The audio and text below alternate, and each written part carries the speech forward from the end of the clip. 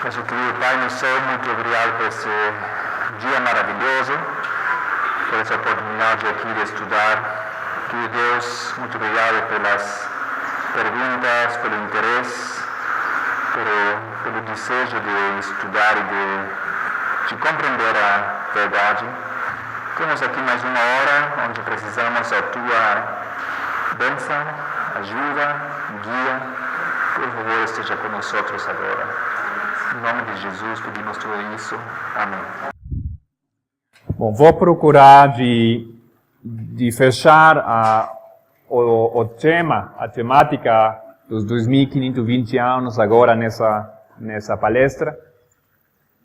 É um tema bem mais grande, mas a ideia foi simplesmente de fazer um resumo, porque tampouco queremos esquecer os outros temas que estão colocados para essa semana. Tem muitas coisas ainda que estudar. Dessa maneira eu vou procurar, às vezes vou estar talvez um pouco perdido, porque vou procurar de não esquecer nada que eu preciso falar agora das coisas mais importantes. Ok? Quero de novo ler um texto que chama-se A Profecia Mais Longe da Bíblia, mais longa. A profecia mais longa está lá no isso. E o Gabriel, por favor, pode ler esse texto. O texto é de Grande Conflito, página 351. E é um texto que muitos acham um texto em contra da profecia dos 2.520 anos. Porque suponendo que aqui Helena White está falando de outra coisa, mas vamos ler esse texto juntos novamente para a profecia mais longa, um capítulo. O segundo, depois da introdução.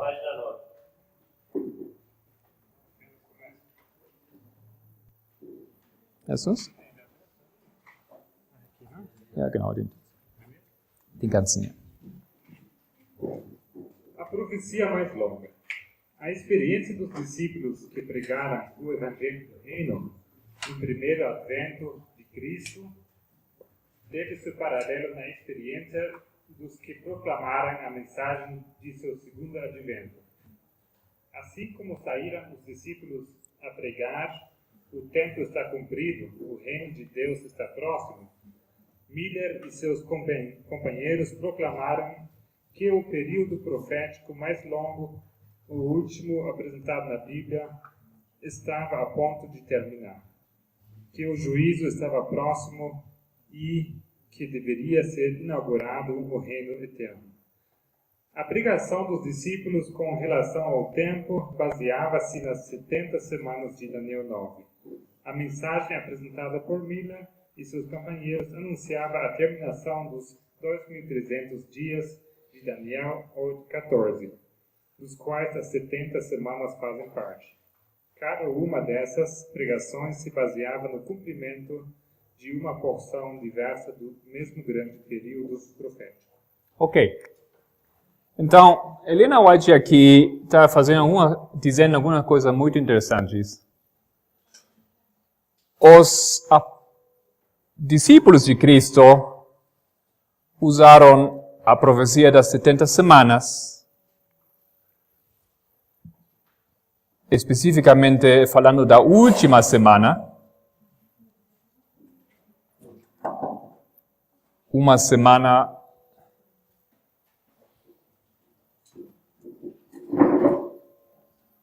equivalendo a 7 anos, quando eles estavam pregando da segunda vinda de Cristo. Eles baseavam-se nessa profecia das 70 semanas. Isso está dizendo ela. Agora, os milleritas, também anunciando a profecia da segunda vinda de Cristo, Eles usaram a profecia dos 2300 anos para pregar também da vinda de Cristo. Okay. Usaram, e aquelas 70 semanas fazem parte dos 2300 anos. Mas na última frase, ela diz que cada uma dessas pregações se baseava no cumprimento de uma porção diversa do mesmo grande período profético. Então, como as 70 semanas, elas podem fazer parte disso, mas aquela profecia faz parte de que profecia? As duas fazem parte de outra profecia mais grande. Ok? As duas, cada uma dessas pregações se baseava no cumprimento de uma porção diversa do mesmo grande período profético. Então, 2300 não pode fazer parte de si mesmo. Tem que fazer parte de outra profecia mais longa. Ok? E quando ela diz lá em cima, Miller e seus companheiros proclamaram que o período profético mais longo e último apresentado na Bíblia estava a ponto de terminar, nós achamos que ela fala dos 2300 porque nós somente lembramos esse detalhe da história millerita. Como o irmão Jeff falou, temos muitas coisas disso aqui esquecido. Muitas coisas. Nós não lembramos o significado do Apocalipse 9. Não lembramos. Eles falaram muito disso. Fez uma parte muito principal na pregação deles. Eles falaram muitas coisas aqui do corno. Muito importante. Nós esquecemos muito dessas coisas, detalhes que eles pregaram. Mas eles pregam também aqui dos 2520 anos. A primeira e mais longa e última profecia da Bíblia. Então, quando ela fala aqui, basando-nos no nosso conhecimento, achamos que ela fala dos 2300, mas ela não fala. Não pode ser, gramaticalmente não é possível. Ou ela faz um erro aqui na língua, se expressa de uma maneira errada, ou nós temos que reconhecer que ela conhecia que a Bíblia tinha outra profecia mais longa, os 2520 anos. Então agora faz sentido porque as 70 semanas fazem parte dessa e as 2300 semanas também fazem parte dessa mesma profecia, a última e mais longa. Ok? Então eu acho aquele texto que muitos usam para ter um argumento em contra dos 2520, na verdade é um argumento em favor dessa profecia dos 7 tempos. E como aqui acaba o tempo, como fala o anjo do Apocalipse 10, não temos mais profecia que vai mais além, ou que vai em cima do 1844. Os 2520 anos não causam nenhum problema. Não causam nenhum dor de cabeça. Porque simplesmente eles fazem estão em perfeita harmonia com o resto das duas outras profecias que nós conhecemos.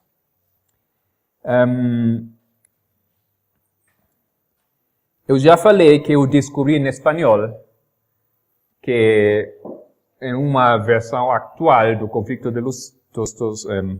grande conflito, um conflito dos séculos, eles colocaram um parágrafo novo dentro do texto que não foi escrito pela Helena White.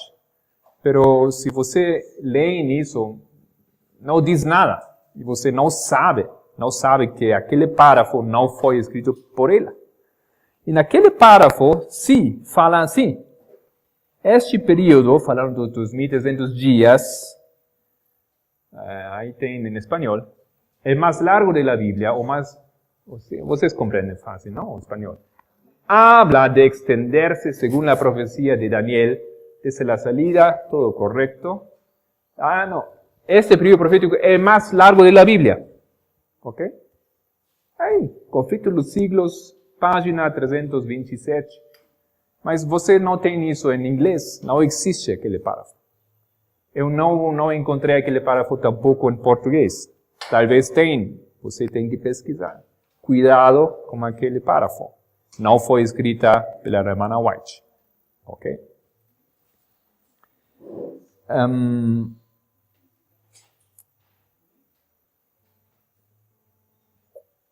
Quando ela fala, vamos lá, outra parte dos nossos textos, deixa eu ver onde tem isso. Não sei se coloquei isso nesse documento aqui, mas você tem lá primeiros escritos, acho que deve ser página 236, assim é em inglês, onde ela fala dos períodos proféticos. Primeiros escritos, página 235. Não, é primeiros escritos. It's not in Portuguese. We're trying to find. They don't have this page. Mais em cima. Isso. Jesus e todo o exército. Isso. Esse texto. Desculpem, é primeiros escritos. Eu acho que é 236. Pode ler, por favor. Jesus e todo o exército celestial olhavam com simpatia e amor aqueles que, em doce expectativa, haviam anelado ver aquele a quem sua alma amava. Pairavam anjos em redor deles, para alertá-los na hora de sua prova. Aqueles que negligenciaram receber a mensagem celestial foram deixados em trevas, e a ira de Deus acendeu-se contra eles, porque não quiseram receber a luz que do céu eles lhes enviaram. Aqueles fiéis e desapontados que não puderam compreender por que o seu Senhor não viera, não foram deixados em trevas. De novo foram levados às suas Bíblias a fim de examinar os períodos proféticos. A mão do Senhor removeu-se dos algarismos e o erro foi explicado. Viram que o período profético chegava a 1844 e que a mesma prova que haviam apresentado para mostrar que o mesmo terminava em 1843, demonstrava terminar em 1844. Resplandeceu nesta sua atitude luz da palavra de Deus e descobriram um tempo de tardança. Ok. Eu descobri aqui tem alguns erros de tradução que são significativos. Mas vamos lá, procurando entender de que está falando ela. Ela fala do problema dos mileritas, que eles achavam o fim desses períodos proféticos 1843. Ok? A fim de examinar os períodos proféticos, a mão do Senhor removeu-se dos algarismos e o erro foi explicado. Viram que e agora tem uma tradução errada. Em inglês fala, viram que os períodos proféticos, plural. Isso é uma coisa muito importante. Helena White não falou singular. Ela não sei por que acontece isso, a tradução. Um tradutor normalmente não pode interpretar ou fazer mais bonito um texto. Ele tem que ser fiel, especificamente quando se trata de um texto inspirado. Bom, ela fala, a mão do Senhor removeu-se dos algarismos e o erro foi explicado. Viram que os períodos proféticos chegavam, plural, a 1844. Agora mesmo eu só estou vendo isso aqui.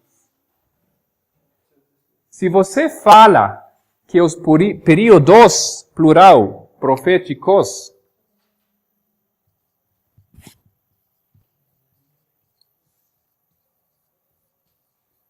E vocês todos que falam inglês, por favor, pegam o texto original e procuram lá.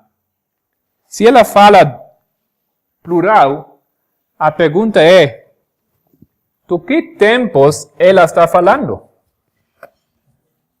Quais são os períodos proféticos que não terminam aqui, mas terminam aqui? Quais? De que tempos ela está falando? Que tempos, que períodos proféticos? Os 1260? Não. 1290? Não. 1235? Tampouco. 391, 15 dias? Tampouco. Todos já terminaram antes. Ok? De que tempos ela fala? O período profético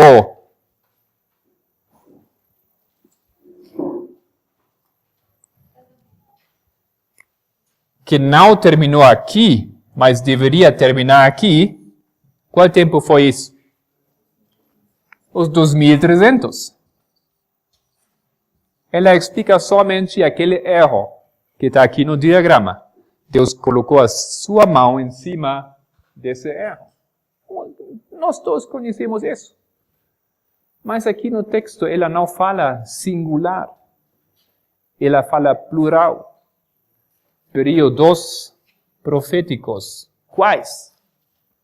2300 anos, correto. Onde é o segundo?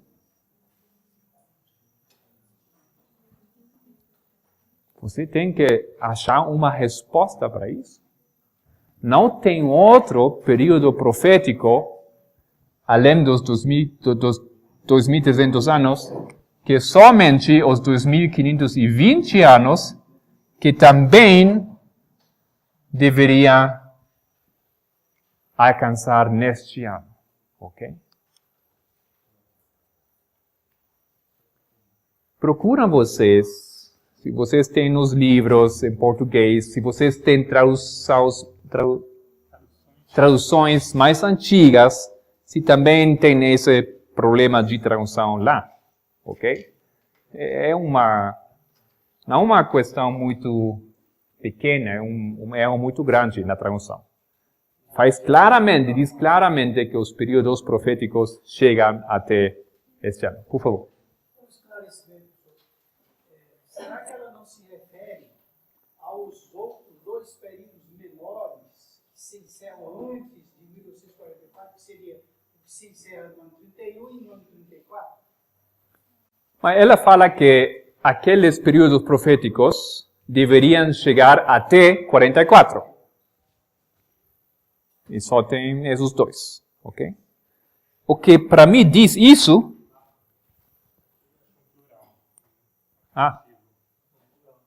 Ok. Você não tem a versão atualizada, então. Não sei. Agora só mesmo que eu estou vendo isso, eu não sabia. Nunca vi que tem traduzido isso erradamente, não? Por quê? Eu não quero saber por que eles fizeram isso. Não sei. Não vou dar resposta disso, não sei. Fizeram, aconteceu. Hã? Quem colocou isso? Meus escritos ela fala desse assunto e coloca dessa forma correta. Meus escritos. Sim, vocês acham que pegaram aquele texto da aplicação do Centro White? Sim. É no White Books, ok. Bom, vocês podem ir no texto original, diz em plural. É muito importante isso. Não tem muita resposta, não tem muita solução para esse problema. Aquela data tem que chegar aqui, foi um erro aqui. Aquela data é a única outra que também, plural, tem que chegar lá. Aqui. Esse foi aquele erro que não foi visível para eles porque Deus colocou a sua mão em cima. E por este motivo,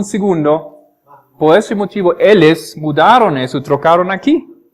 mesmo aqui como aqui embaixo, os 2.300 anos, 2.520. Sim. Mas os 1.335 também chegavam a 843 no canto inferior ali? Quais? O 1.335. Não. Aí no canto inferior do gráfico. 508 mais 1.335. Ah, sim. Os 1.300, ok. Boa pergunta. Então vamos fazer um pouco mais grande aquele diagrama. Os 2.520. Depois, 457. Também. Agora, nós temos a morte de Cristo, ok? Depois de Cristo, no ano 508, começam os 1.335. Eles sim chegam até 1843. Isso é correto. Por quê? Depois de Cristo. Não tem um problema do antes de Cristo e depois de Cristo. Do añadir humano em cima. Ok? Então, aqui isso é correto. Isso é correto. Isso também. O ano 43 também tem um significado dentro da história bíblica. Okay? É importante, mas é correto. Então, os únicos períodos proféticos que falsamente eles colocaram nessa data, aqueles dois. Okay? Você não vai ter argumento em contra disso. Não tem como. Não tem outra profecia que falsamente eles colocaram aqui e deveria colocar lá. Não tem. Só tem esses dois. Se você quer negar os 2.520 anos, você tem um problema grande com esse texto. Você tem um problema grande com aquele outro texto do conflito dos siglos. Você tem um problema com o espírito de profecia. Ok. Agora, vamos a avançar mais um pouco.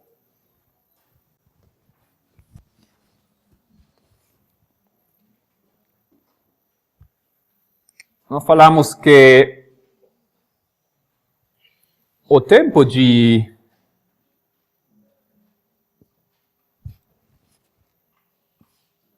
Judá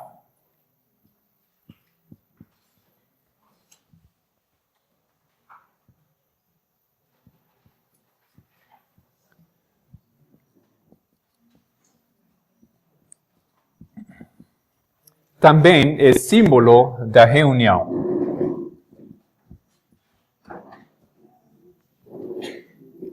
Porque o povo recebe as maldições, mas é reunido no final. Ok?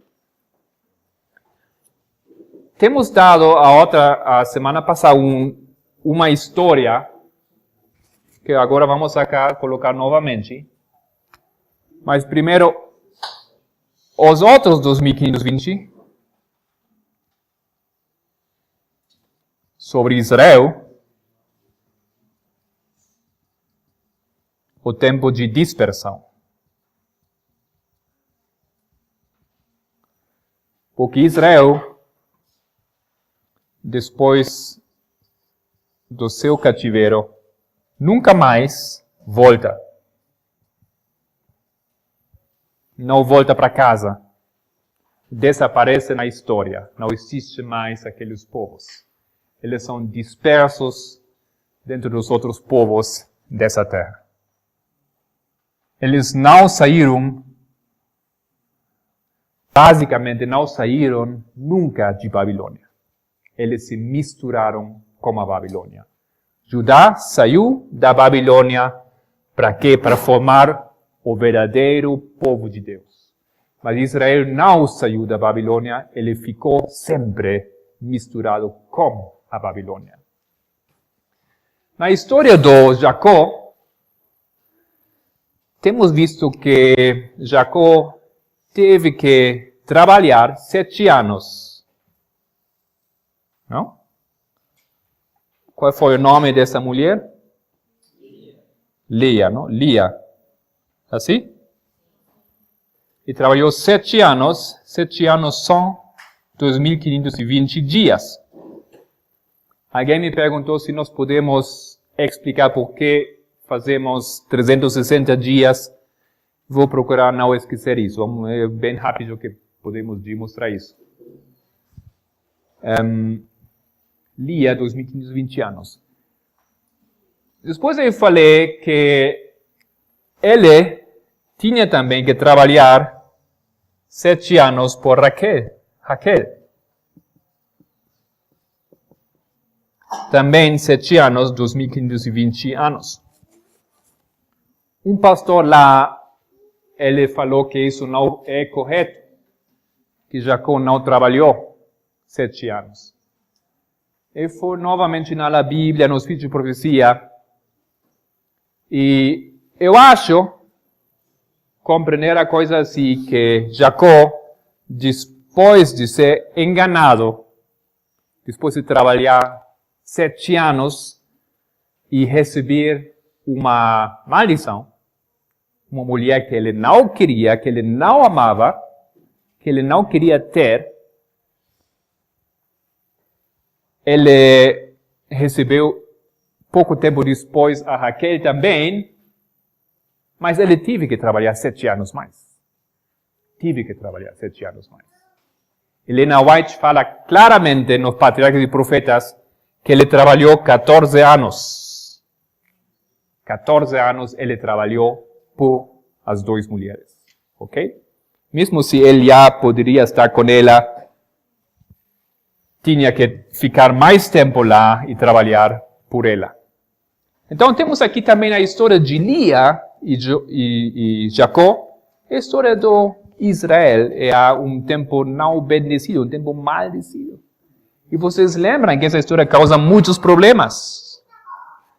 Mesmo que a história de Raquel é o amor que ele queria, é o verdadeiro amor, e representa 7 anos de trabalho, 2.520 dias de trabalho, para receber a bênção, o que ele queria, o que ele achava, o amor verdadeiro.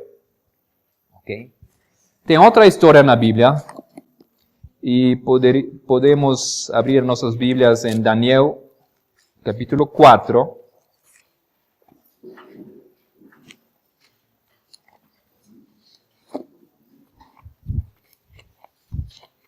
Daniel 4, uma história muito bem conhecida por vocês, a história do Nabucodonosor.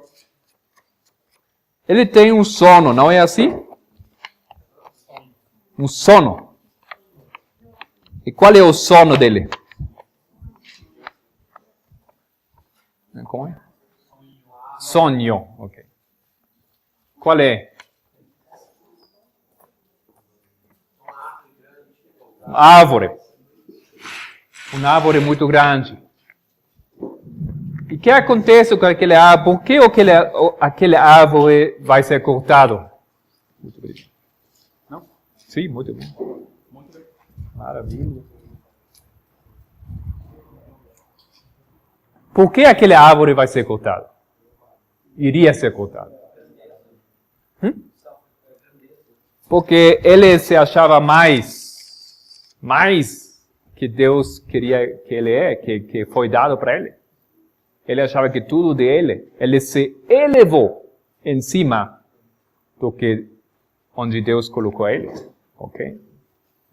E quando aquele árvore foi cortado, o que aconteceu com ele? O que aconteceu com o rei Nabucodonosor? Ele ficou 7 anos. Quantos dias? Ficou 2.520 dias como uma besta, não? É uma maldição ou uma bendição? É uma grande maldição. Temos aqui outra história, que é uma história paralela, como a história dos 7 anos, ou 2.500 dias, Nabucodonosor. Somente vou escrever Nabucco, você já sabe. Ok?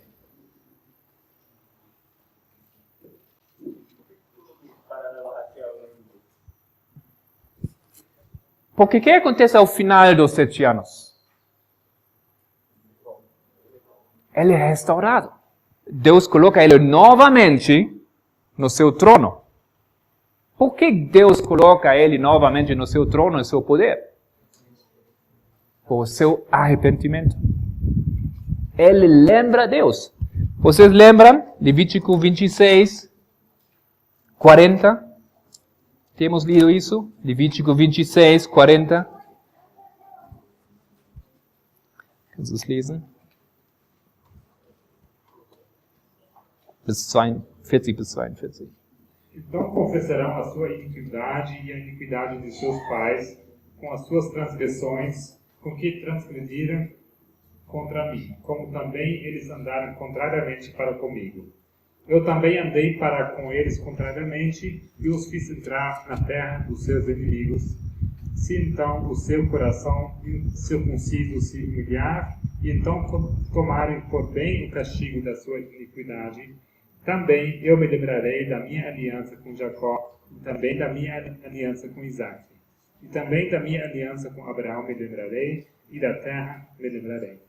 Muito bem, muito interessante, porque fala, se então o seu coração incircunciso se humilhar.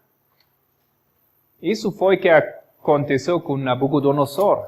Se humilhou muito, muito. Se humilhou. E Deus lembrou de ele e colocou ele novamente no seu poder. Ele fica como o elegido de Deus e ele se converte. Ele é agora um filho de Deus. Igual como aquele povo de Judá, que aqui vai jogar o rol, não jogar o rol, ele é o povo de Deus novamente. O representante do Deus na terra. Ok?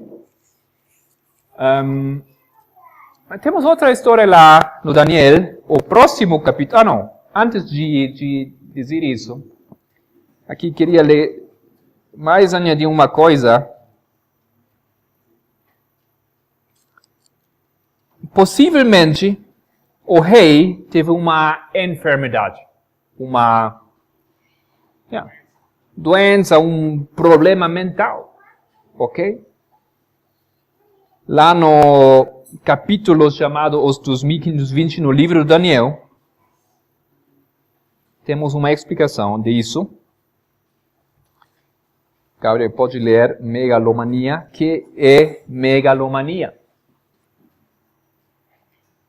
Megalomania é um estado psicopatológico caracterizado por delírios de grandeza, poder, riqueza e onipotência.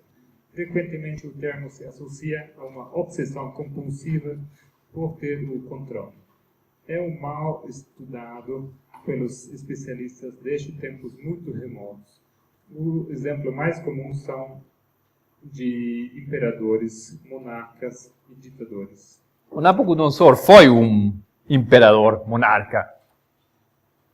E logo temos aqui uma cita do Bertrand Russell, e ele fala assim: o megalomaníaco difere do narcisista pelo fato de que ele prefere ser poderoso que encantador e procura ser temido a ser amado. A esse tipo pertencem muitos lunáticos e a maioria dos grandes homens da história. A maioria dos grandes homens da história. Acho que Hitler teve essa problemática. Acho que Napoleão teve essa problemática. Acho que Nabucodonosor também teve uma enfermidade. Mas para curar enfermidades, o povo adventista sabe muito bem como curar muitas enfermidades.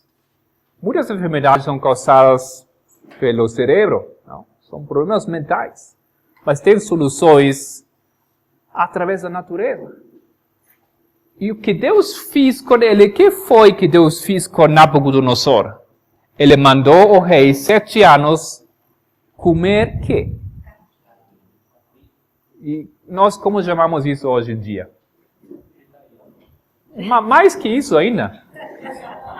Não? Vegano, crudismo, você fala assim? Ele teve que comer quantos anos comida crua? 7 anos. 2.520 dias vegano, comida crua.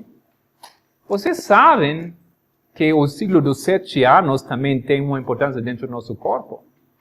Eu fui ensinado que o corpo precisa de 7 anos para se renovar, todas as células completamente. Não sei se tem apoio dos médicos aqui, mas isso é o que aconteceu com ele. Vocês achavam que ele comia dessa maneira no palácio, dentro do seu palácio?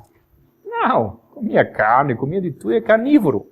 Deus colocou ele lá para essa dieta. E logo o que acontece com ele? É mudado. Interessante isso. Em cima tem um texto onde a irmã White fala uma conexão daquele rei com nós. O primeiro texto na página. Estamos vivendo.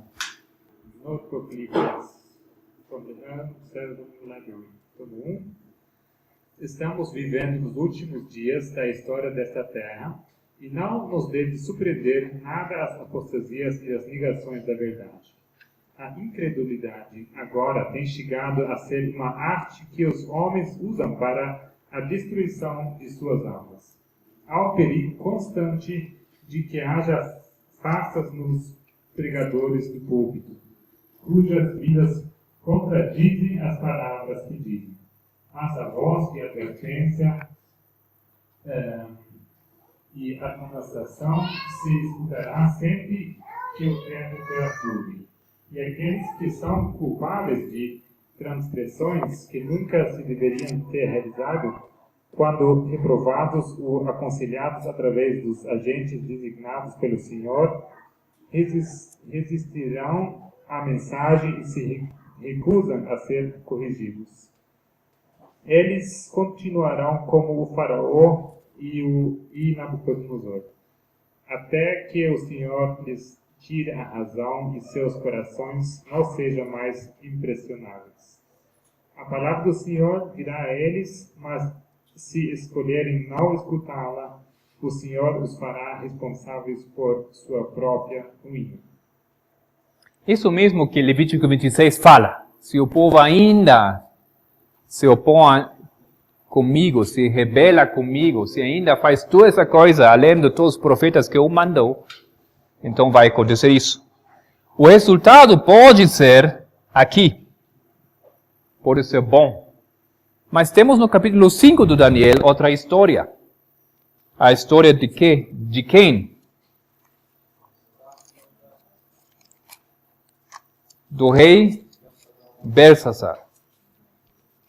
Vamos lá também lembrar um pouco dessa história. Daniel, capítulo 5.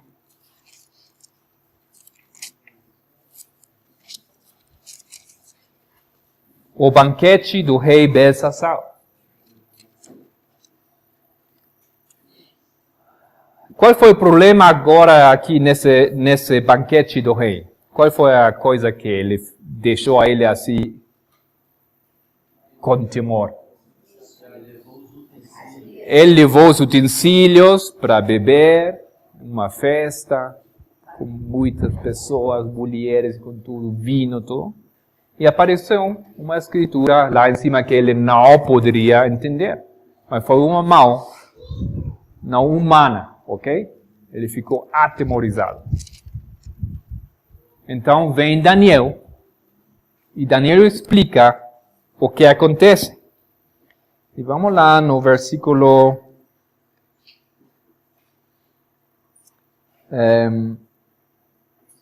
17. 18 também, 19 também. E até o 20, acho. Então respondeu Daniel e disse na presença do rei: As tuas dádivas fiquem contigo, e dá os teus prêmios a outro. Contudo, lerei o rei o escrito, e falei saber a interpretação.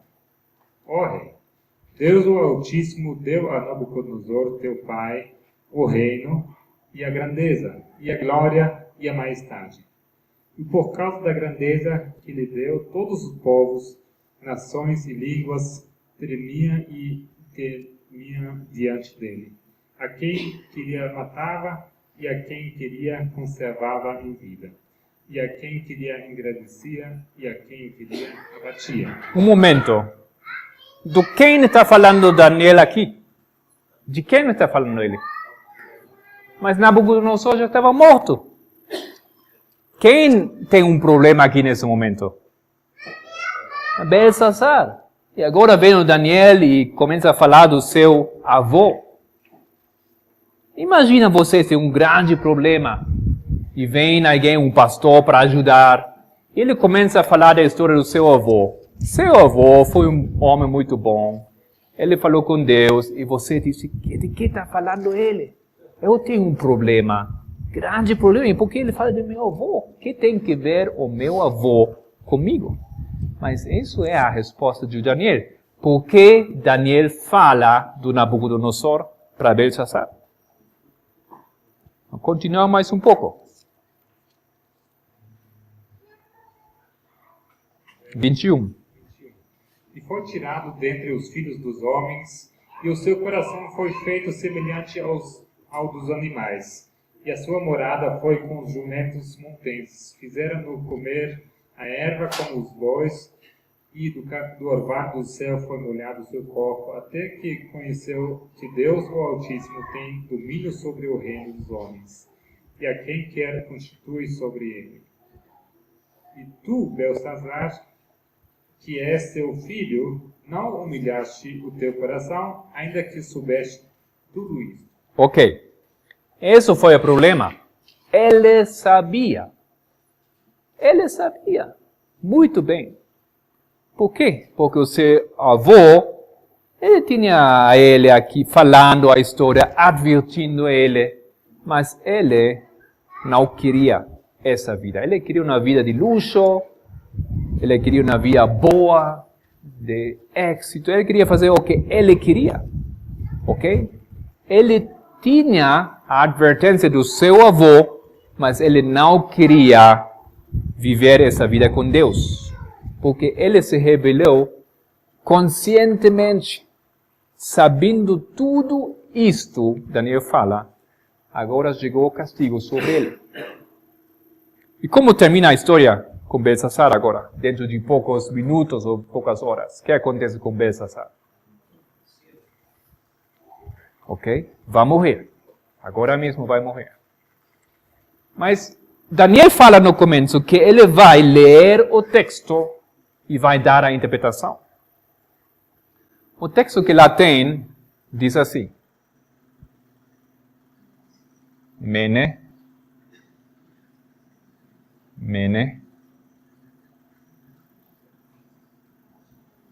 Tekel,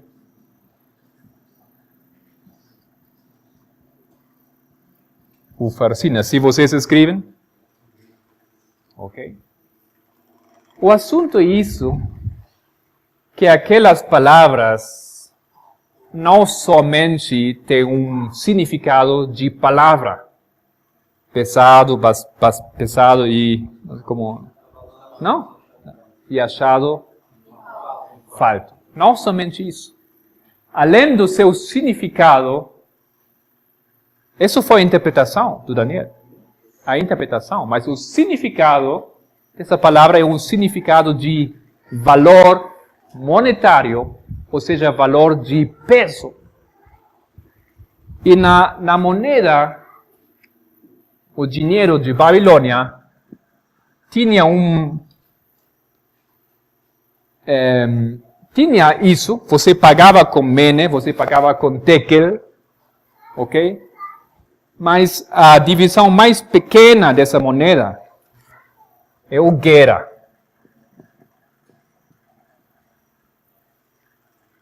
Não sei, Brasil, qual é a divisão mais pequena? Centavos, ok? Tem os reais e tem os centavos. Isso, o gera é o centavo, ok? E se você faz a matemática, mene, porque fala uma vez mene, é o mesmo como 1000 gera. Não sei, fala novamente mene. Bom, novamente 1000 gera. O tekel é exatamente 20 gera. E o farsin significa a metade de. A metade de. A metade de quê? De mene ou a metade de tekel? E como eles colocam aqui em arameu, farsin, significa plural. E tem que se referir ao mene, porque somente mene é plural. Ok?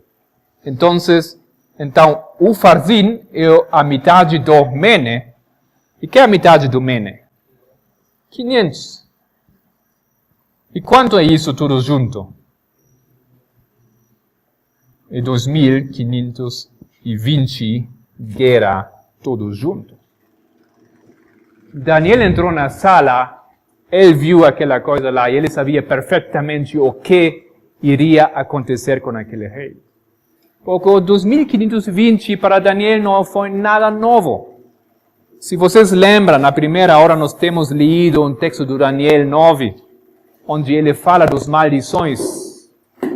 Ele sabia que os 7 tempos, que 2520, significam a maldição de Deus em cima do seu povo.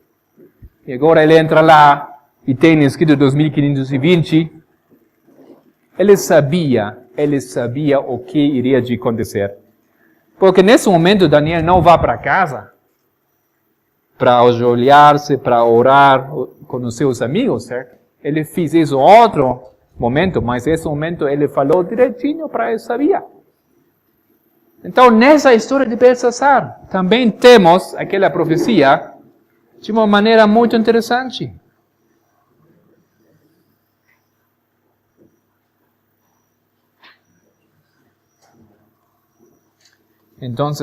Então a história do Belshazzar é também a história dos 2520, somente por essa maneira do valor monetário.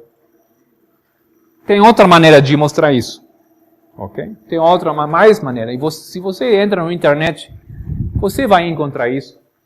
Nós não somos aqueles que descobriram aquela coisa. Tem muitas pessoas. Tem judeus que explicam do hebreu, arameu, como funciona isso. Somente que eles não sabem o que significa aquele número. Tem diferentes ideias, mas a lógica não é difícil. Isso é a lógica, o valor monetário de aquelas palavras. Dessa maneira, Belshazzar, ele é símbolo de um castigo de 2520, mas ele não vai ser restaurado, igual como Israel, ele fica disperso por sempre. Essas duas histórias aqui temos como referência. Quanto tempo? Sim. Ok. Uma coisa que já falou o irmão Jeff. Aqui temos exatamente 46 anos.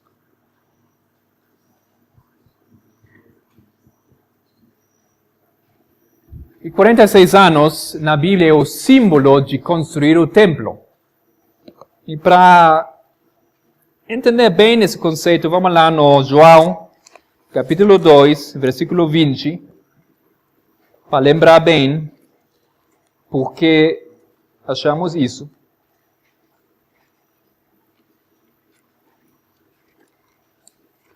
João 2, 20.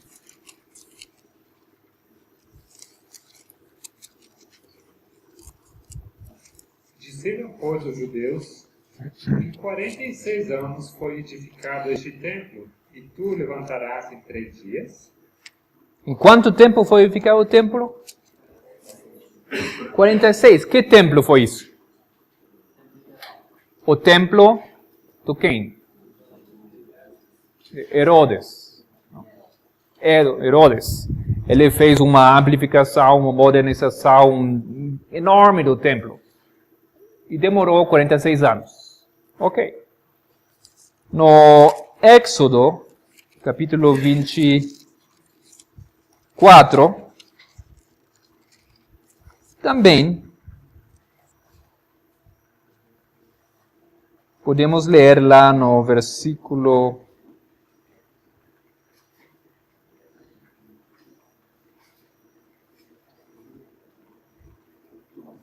12.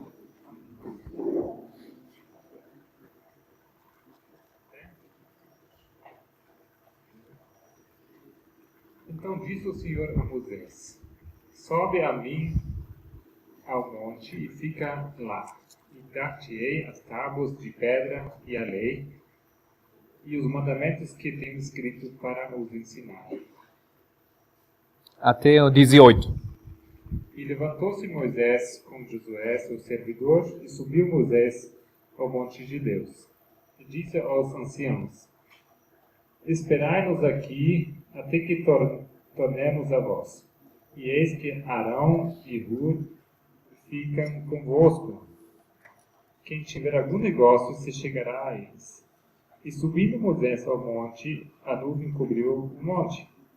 E a glória do Senhor repousou sobre o monte Sinai. E a nuvem o cobriu por 6 dias. E ao 7º dia chamou a Moisés do meio da nuvem. E o parecer da glória do Senhor era como um fogo consumidor no cume do monte, aos olhos dos filhos de Israel. E Moisés entrou no meio da nuvem depois que subiu ao monte, e Moisés esteve no monte 40 dias e 40 noites. Então, quanto tempo Moisés ficou lá no monte? Primeiro, 6 dias. No sétimo dia, ele continuou e quedou 40 dias. Total, 46 dias. Lena White fala assim, que ele ficou lá 46 dias. E que viu, o que mostrou Deus para ele, para Moisés lá em cima do monte? Que coisa! Se vocês lejam o seguinte capítulo, Deus manda o povo trazer ofertas para o tabernáculo, o propiciatório de ouro puro, a mesa de madeira de acácia, as cortinas do tabernáculo, as tábuas do tabernáculo, o véu do tabernáculo, o pátio do tabernáculo. O que está instruindo Deus a Moisés nesses 46 dias? A construção, os detalhes, a arquitetura do tabernáculo. 46 dias instruindo a Moisés a construção do templo de Deus, do tabernáculo. 46 dias a construção do templo de Deus, do tabernáculo. É uma história aqui. 46 dias o tabernáculo de Herodes foi construído. Nessa história dos mileritas, em 46 dias, o templo, o povo de Deus, foi construído. Ok? Mas tem um outro texto interessante em 1 de Reis 6, versículo 38.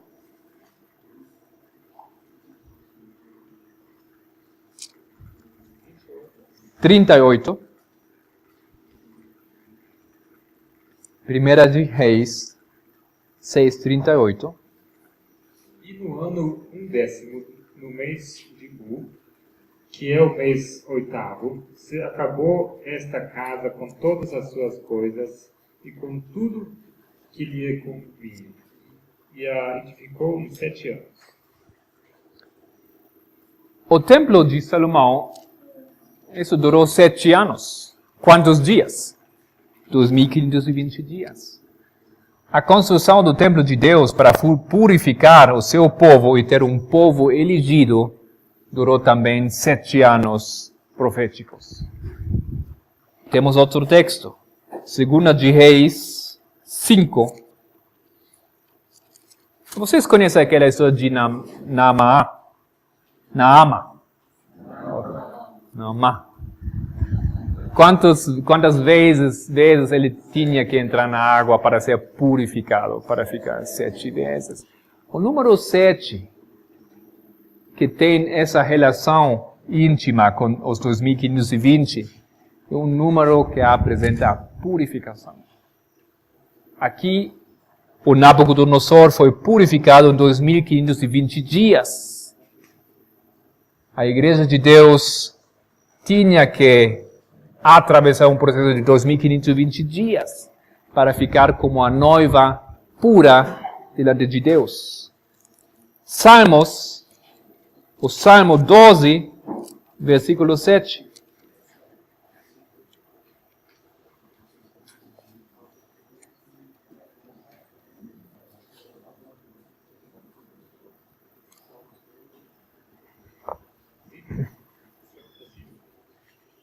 Sechs und 7. As palavras do Senhor são palavras puras, como prata refinada em fornalha de barro, purificada 7 vezes. Tu os guardarás, Senhor, desta geração, os levarás para sempre. Salmos 12, 6 e 7. Purificada quantas vezes? O número 7, vocês entendem isso, não? É mais que somente aqui um número mágico. Tem muito mais profundidade o que acontece depois de 7 anos proféticos. É a purificação do povo. Mas quando o rei Nabucodonosor, ele é restaurado, depois de 7 anos, ele novamente faz o mesmo como ele fazia antes? Não, ele é mudado, outro homem. Ele é convertido. Okay. Se Deus leva o seu povo através desse processo de purificação, o que tem que fazer o povo que aqui sai? O povo que sai desse processo automaticamente é o povo que guarda os mandamentos.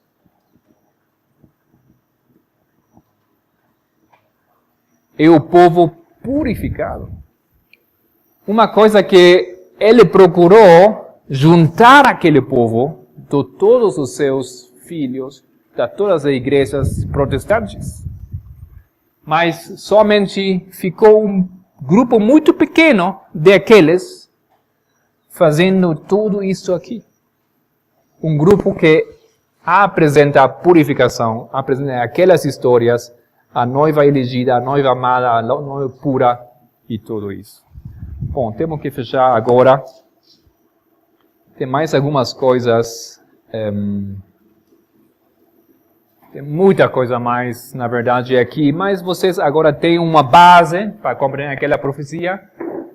No meu estudo do número 4, dos 4 vezes na profecia, vamos voltar e vamos añadir outra lógica. Porque vocês lembram que Levítico 26 fala 4 vezes que ele vai castigar o povo 7 tempos. Por que é assim? Também eu acho que tem uma resposta da profecia. Então, vamos fechar com uma oração novamente. Nosso querido Pai, a Bíblia nos ensina que você quer purificar o seu povo. Você tem o remédio. Nós temos a informação. Nós temos tudo o que procuramos fazer, mas temos que sair dessa grandeza, dessa rebelião, como foi mostrado na história de tantos homens na Bíblia. Não deveria acontecer o mesmo que aconteceu com Belsassar, que sabendo tudo isto, mesmo assim, ele se levantou contra Deus. E depois ficou surpreendido, sabendo já tudo isto. Nós somos o povo que tem o tesouro, que tem o espírito de profecia, que compreende as profecias, que tem toda a Bíblia aberta.